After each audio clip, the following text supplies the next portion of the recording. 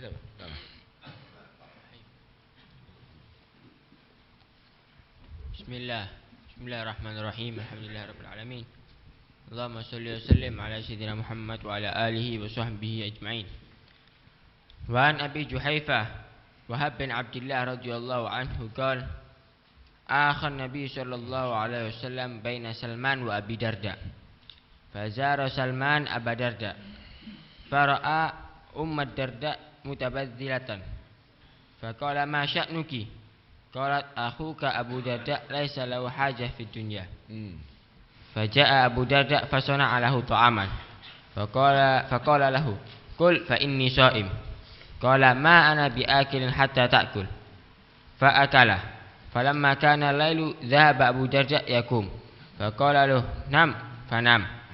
Thumma dhahaba yakumu faqala lahu nam. Falamma kana min akhiril lail qala Salman kumil an fasallaya jami'an. Faqala lahu Salman inna li rabbika 'alaika haqqan wa inna li nafsika 'alaika haqqan wa li ahlika 'alaika haqqan fa'ati kulli dhi haqqin haqqah. Fa'ata an-nabi sallallahu alaihi wasallam fadzakara dzalika lahu. Faqala an-nabi sallallahu alaihi wasallam sadaqa Salman. Rawahu al-Bukhari. Alhamdulillah rabbil alamin wassalatu wassalamu ala asyrafil anbiya'i wal mursalin sayyidina wa lana Muhammadin wa ala alihi wa sahbihi ajma'in. أما بعد بالسند المتصل من كتاب رياض الصالحين رضي الله تعالى عنه عن أبي جحيفة وهب بن عبد الله رضي الله تعالى عنه قال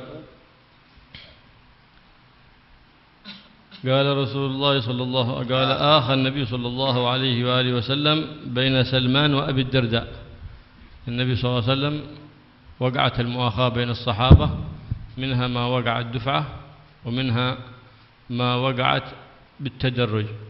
فلما أتى شخص آخر وقع تآخي الأخوة في الله سبحانه وتعالى، أي حب في الله والبغض في الله سبحانه وتعالى. أسس النبي صلى الله عليه وآله وسلم أصحابه على هذا الأساس، الحب في الله والبغض في الله. فمن آخى بينهم النبي صلى الله عليه وسلم آخى بينه نفسه وبين وصيه علي بن أبي طالب كرم الله وجهه ورضي الله تعالى عنه، فهو أخو النبي صلى الله عليه وسلم وصهره. وآخى بين سلمان وأبي الدرداء. سلمان المراد به سلمان الفارسي، وأبي الدرداء فذات مرة وكان أبي الدرداء معتكفا على العبادة، يصوم النهار ويقوم الليل ولا يقرب النساء. فذات مرة أتى سلمان ليزور أخاه في الله، فزار سلمان أبا الدرداء فرأى أم الدرداء متبذلة، أي لابسة ثياب بذلة، ثياب المهنة. منه يؤخذ إذا آخيت أحدا في الله أنك حق عليك أنه إذا غاب سألت عنه، وإذا مرض عدته، وإن احتاج منته أي تمونه بالنفقة. هذا حق الأخوة التعهد. فقال ما شأنك؟ هذا كان قبل أن يفرض الحجاب، هذا القصة وقعت قبل أن يفرض الحجاب. نعم، لأنه دخل ورآها وهي بدون حجاب، هذا كان قبل أن يفرض الحجاب. أما بعد الحجاب فلم يدخل بعد ذلك عليها إلا محتجبة. وقال ما شأنك؟ قالت أخوك أبو الدرداء ليس له حاجة في الدنيا، إنما هو يصوم النهار ويقوم الليل وليس له رغبة في النساء. حاجة في الدنيا أي من زهرة الدنيا، أي أنه لا يميل قلبه إلى النساء، إنما قلبه معلق بالعبادة. فأثناء ذلك فقال انتظره حتى يأتي. فانتظرها سيدنا سلمان حتى أتى، فجاء أبو الدرداء فصنع له طعاما.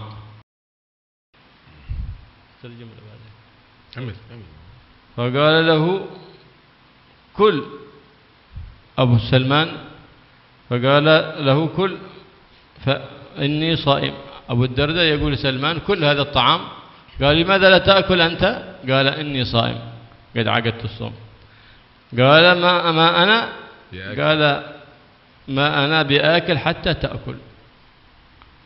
قال لست بآكل حتى تأكل معي. قالوا إني صائم. فقال لا آكل حتى تأكل.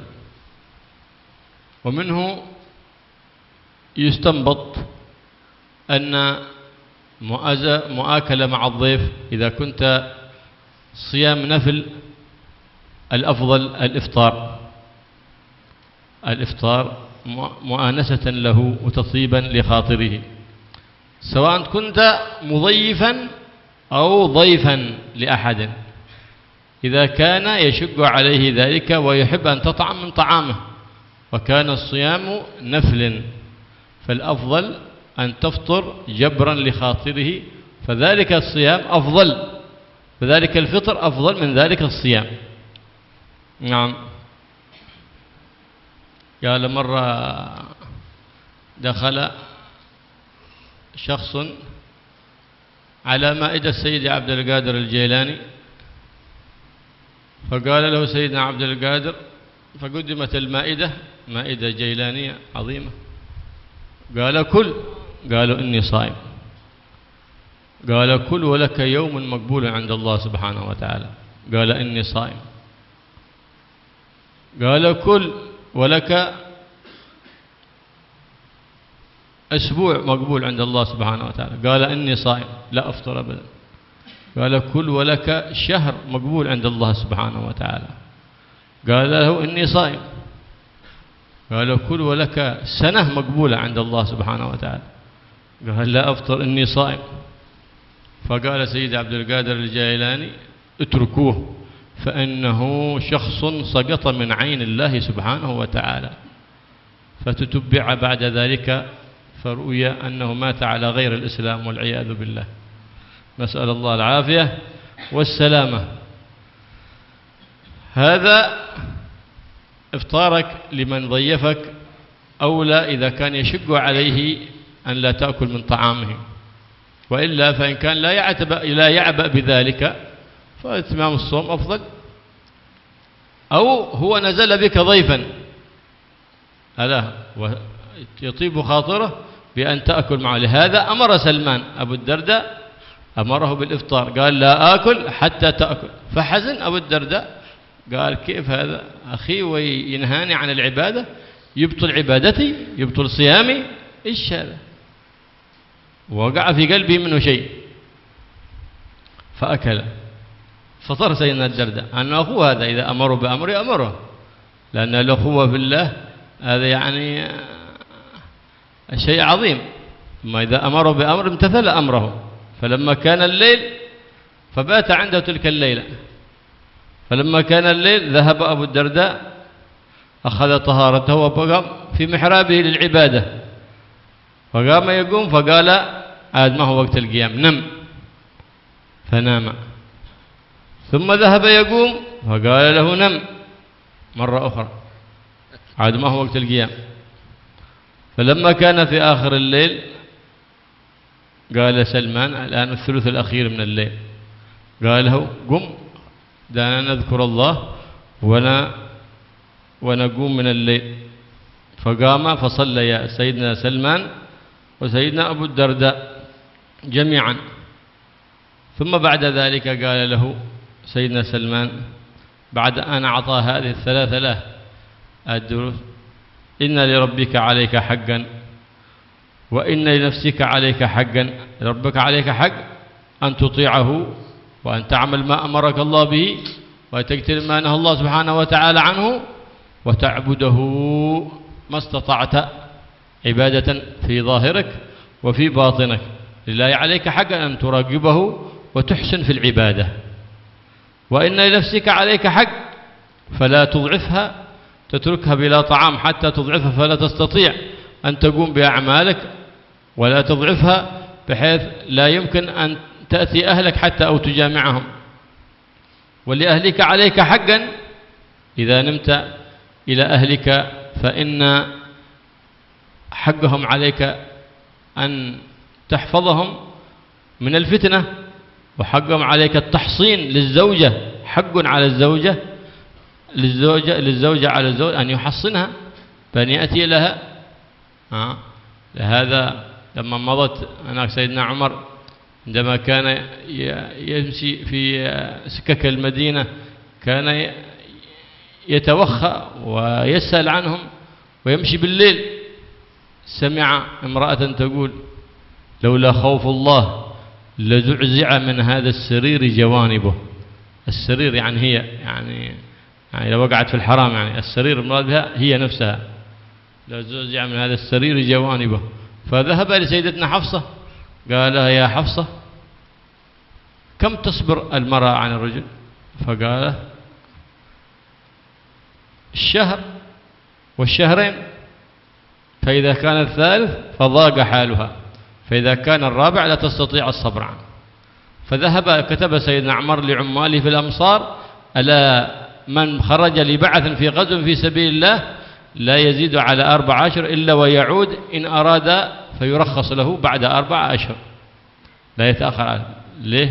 لأن للزوجة حق، يعني ولأهلك عليك حق. يعني الزوجة، الأهل يطلق على الأهل على الزوجة، والأهل يطلق على العيال، والأهل يطلق على من تعولهم، والأهل بالمعنى العام يطلق على الزوجة وعلى العيال وعلى كل من تعوله، يقال هذا المعنى. لكن المراد هنا في الحديث: ولأهلك عليك حق الزوجة، أي لزوجتك عليك حقا، فأعطي كل ذي حق حقه.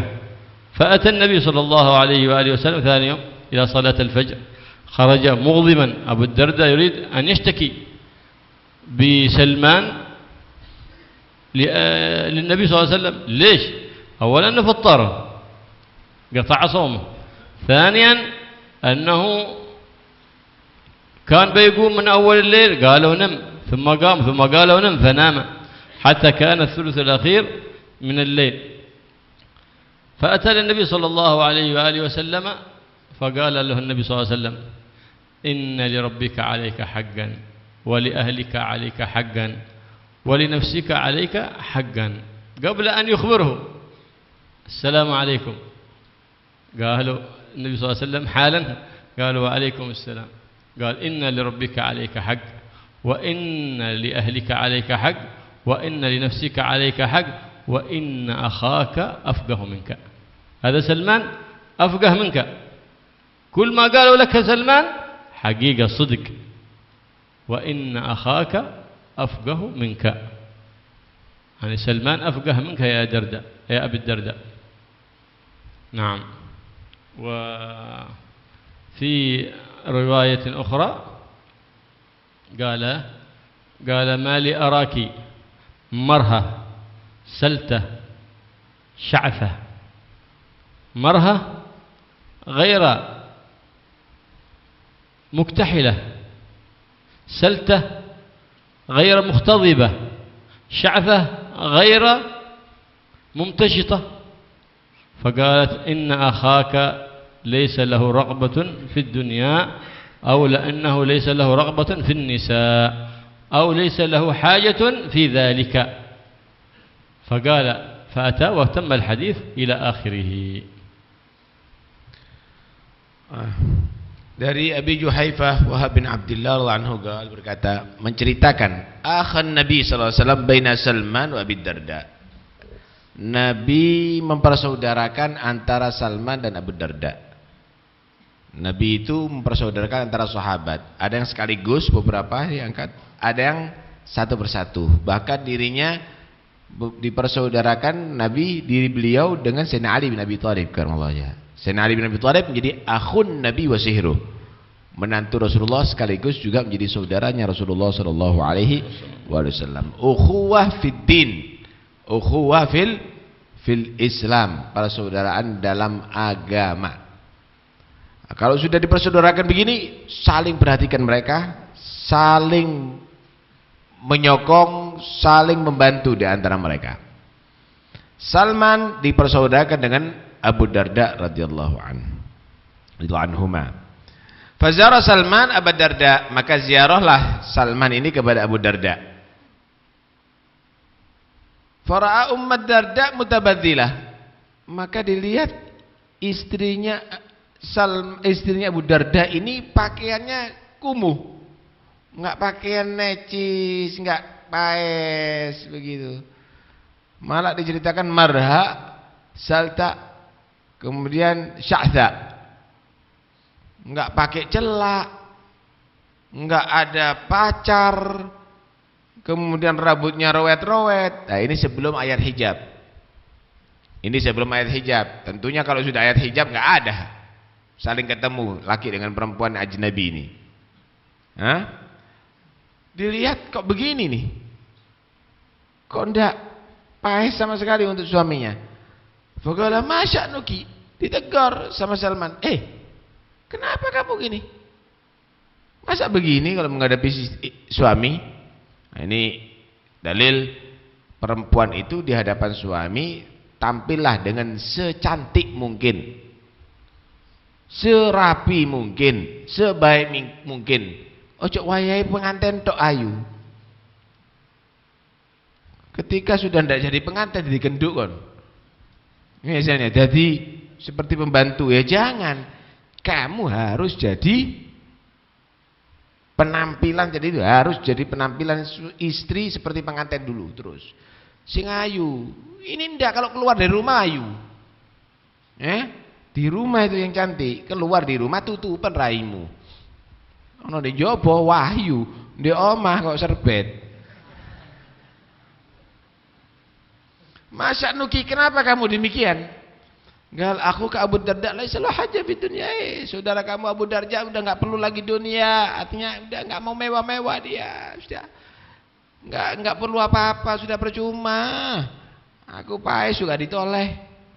Percuma Abu Darda ini. Dari masakan makanan yang nikmat, kenapa poso tok? Itu Abu Darda. Kenapa enggak dirapikan kasurnya itu, dan ini kenapa qiyamul lail terus, enggak tahu turu. Abu Darda begitu. Ditunggu sama Salman. Mana ini saudaraku Abu Darda? Kok ngene Abu Darda ini? Faja Abu Darda, maka datang Abu Darda.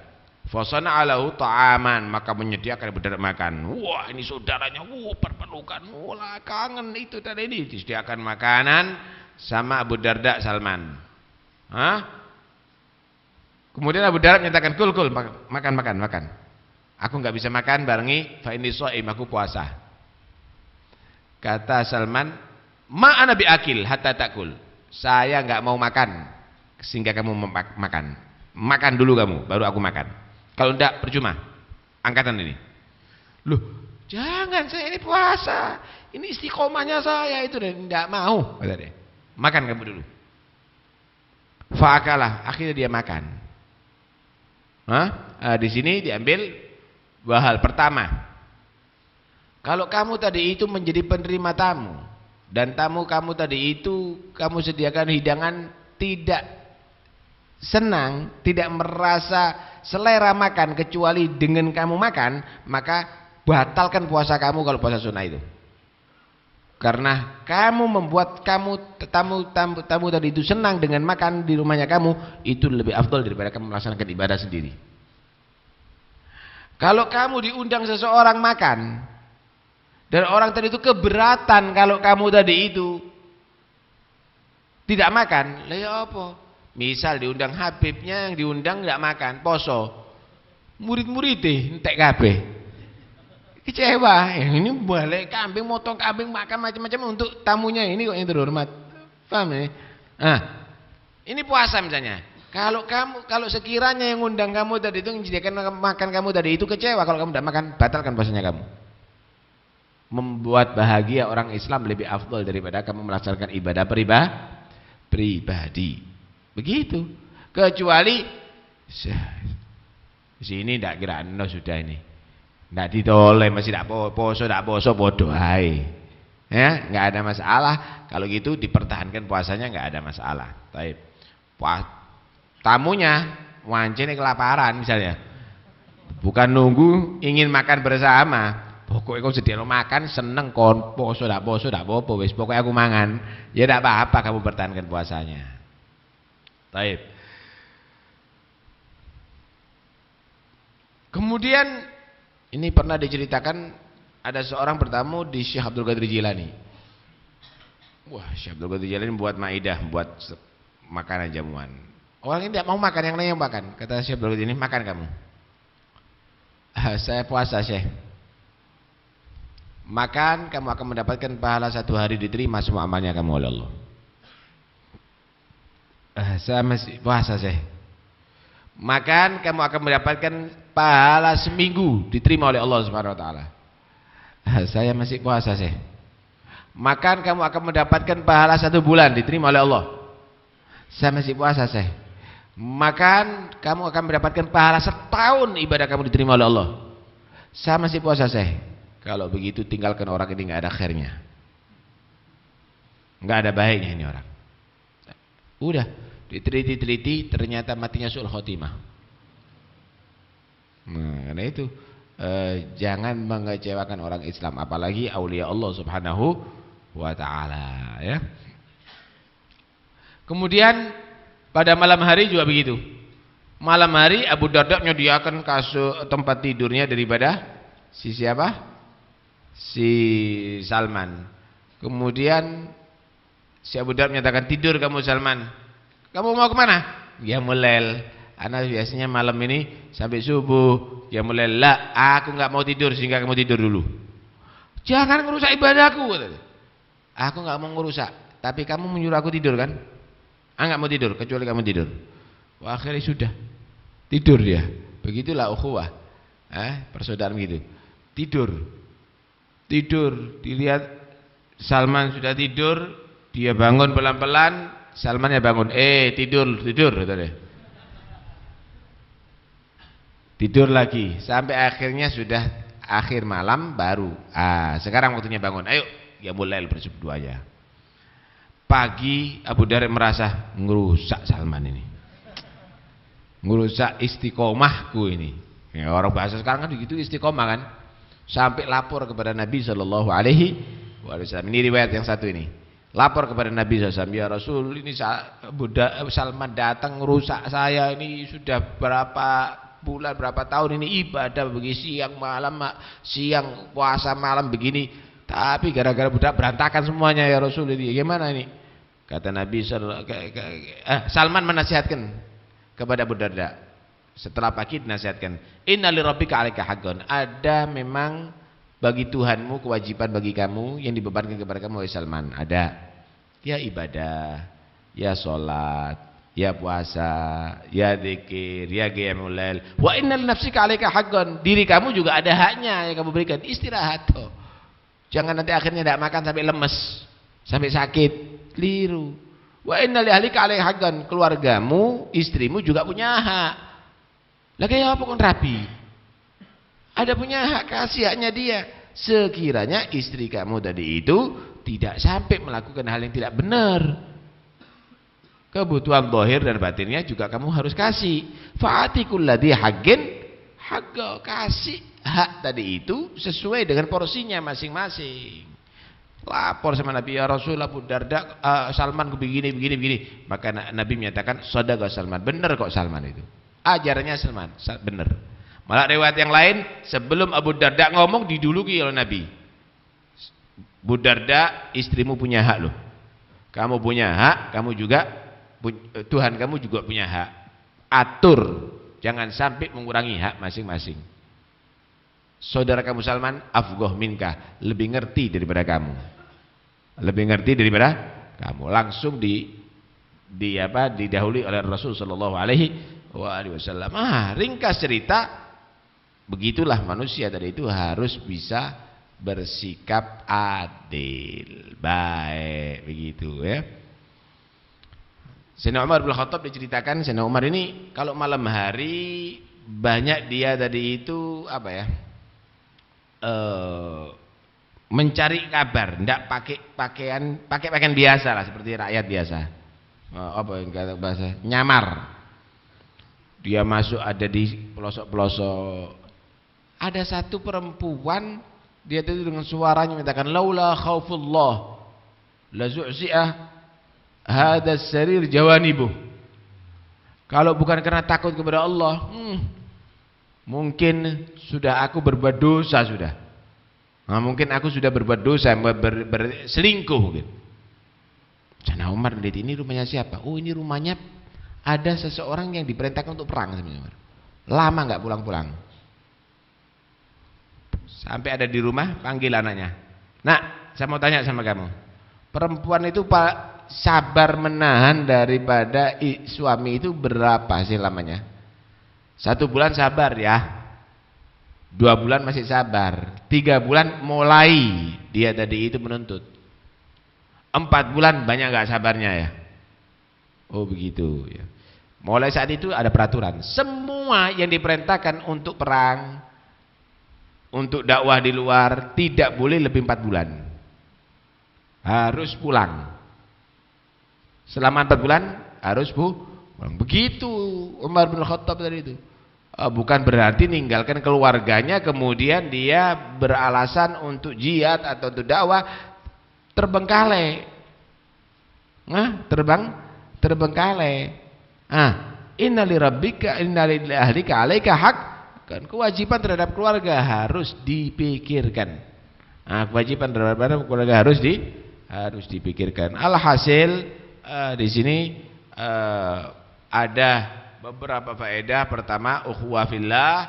Kedua, yaitu nasihati. Kalau ada saudara kamu ada kurang beres, itu tadi nasihati kan? Dinasihati oleh Salman tadi itu.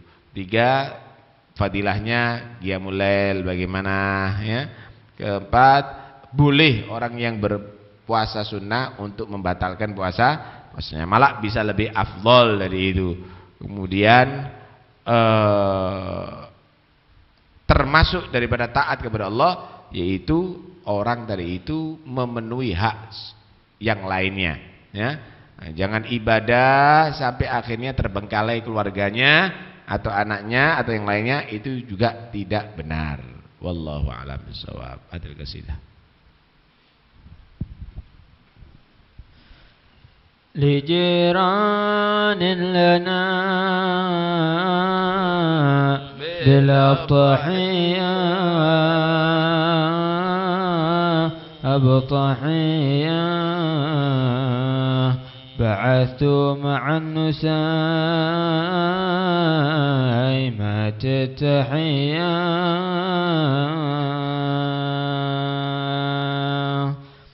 وأودعت النسيم حديث حب حب قديم كان من يوم القضية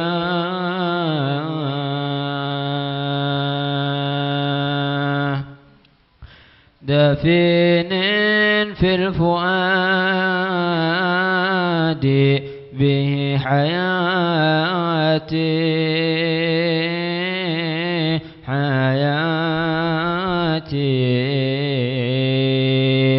إذا صال الفناء على السوية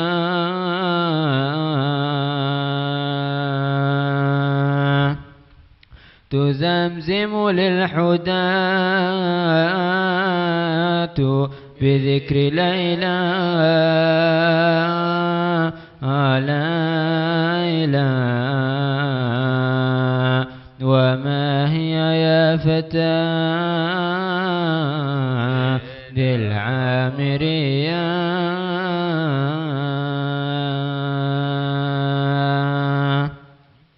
فأصبو ثم أصبو ثم أصبو ثم أصبو ولك الصبوات العذرية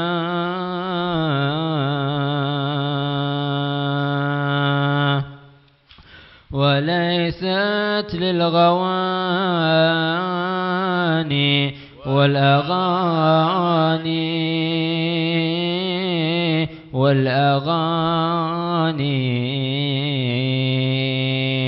ولا للشهوات الدنيوية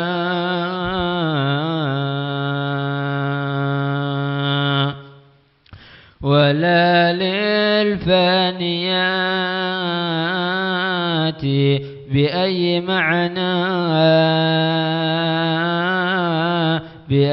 معنى ولكن للأمور العلوية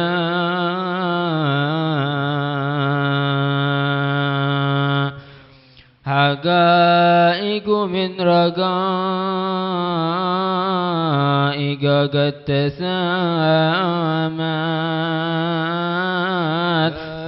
تسامت بأوج الحضارات القدسية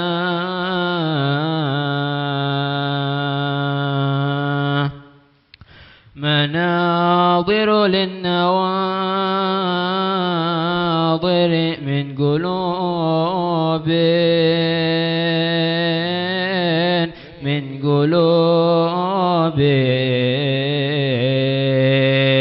مطهرة زكية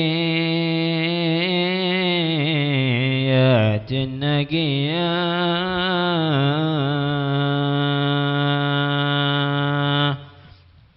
وأرواح تطير إلى علاها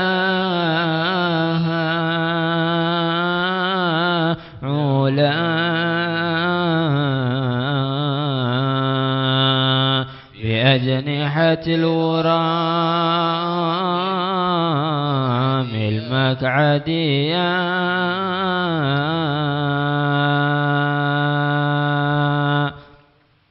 فتسرح في رياض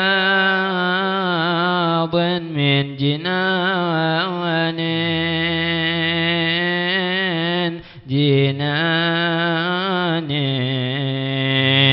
وتأويل القناديل المضية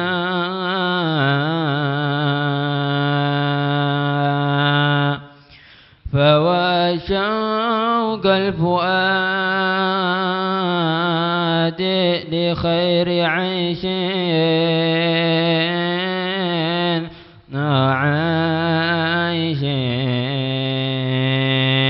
مع الأحباب في الغرف العالية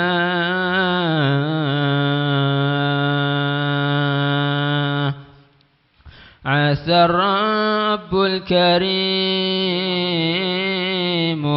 بمحض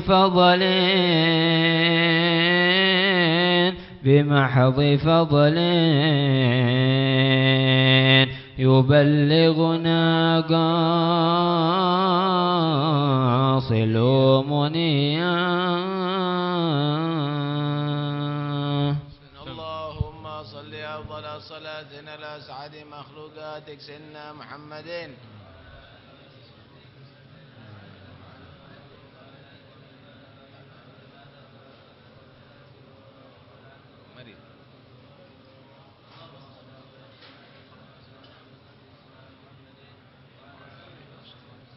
عدد معلوماتك ومداد كلماتك كلما ذكرك وذكر الذاكرون وغفل عن ذكرك وذكره الغافلون. اللهم صل أفضل صلاة على أسعد مخلوقاتك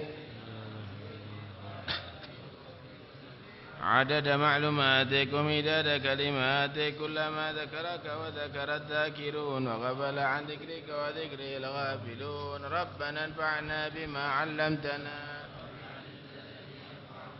رب فقهنا وفقه أهلنا وقرابات لنا في ديننا مع للقتر أنثى وذكر ترتضي قولا فعلا كرما وارزق الكل حلالا دائما وأخل أتقيا علماء نحظى بالخير ونكفى كل شر. وأقر بالرضا منك العيون واقض عنا ربنا كل الديون قبل أن تأتينا رسل المنون واغفر واستر أنت أكرم من ستر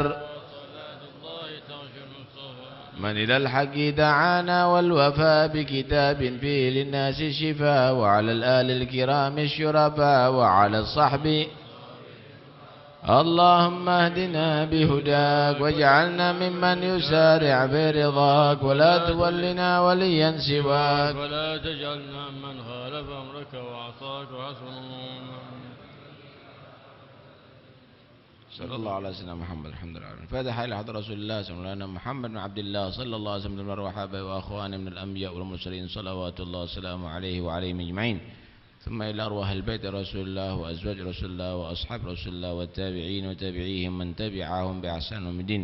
ثم إلى رسول مجل الله أحمد بن عيسى وابن عبد الله وعلي بن عبد الله علي بن علي وأخرج مساعدة الأعظم الباقي المقدم محمد بن علي بن سادتنا النبي علي والغيور مع أخواني وابن علي محمد مال الدويلة والمقدم محمد الرحمن السقاف وأسر أبو السكران وابن علي بن بن قدم عبد الله رسول الأكبر وابن أبو بكر بن المهضر علي عبد الرحمن أحمد بن صاب بن مفروج شاب بن سالم أخي بن سالم قلت أنفاس عمر بن عبد الرحمن عطس الشرق بن شيخ الحداد وقلت بر بن شيخ عبد القادر الجيلاني ثم إلى الحبيب أحمد بن عمر بن صمد الإمام النووي بن مسعود زين الدين بن الباري بن حبيب علي بن محمد بن حسين الحبشي ثم إلى كافة الأولياء الصالحين أماكن وحلت الواحد من مشارق الأرض المغربية ثم إلى رمى شربه الكرامة شكل التوحيد بشرق البني ومن شرب بنية ثم إلى روح أذم إلى أرواح من عمل من حضر في هذا المجلس سابقا وراحكم والدينا ووالديكم ووالدنا ووالدكم ووالد المسلمين وأن الله تغشاهم برحمته وبركاتهم وأسرارهم وأنوارهم وأن الله سبحانه وتعالى يغفر ذنوبنا ويستر عيوبنا فرج عنا كروبنا ويصلح قلوبنا وقالبنا وظواهرنا وباطننا وسرائرنا وعلانيتنا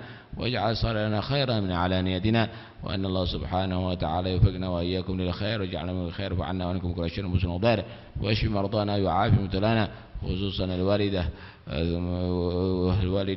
والأستاذ محب أن الله يتب عنهم الأسقام والآلام ويمن علينا وعليهم الصحة الكاملة التامة الظاهرة الباطنة الحسية والمعنوية بالخير البرية ويؤتي كل من أسوله مأموله على مضي الله ورسوله وعلى هديه ثم إلى رحب عبد الله بن عمر الشاتري بن حسن وجماعة أخوانه وأسوله وإبراهيم أن الله يرزقنا وإياكم محبة الصالحين ويجعلنا وإياكم في ديوان الصالحين ويجمعنا وإياكم في زمرة الصالحين من النبيين والصديقين والشهداء وعلى هدين يكون الصالحة ومن السلف الآباء مثل ما رجاسنا وإناهم وقصر قصرنا وطلبنا وإلى حضرة النبي محمد صلى الله عليه وسلم الفاتحة.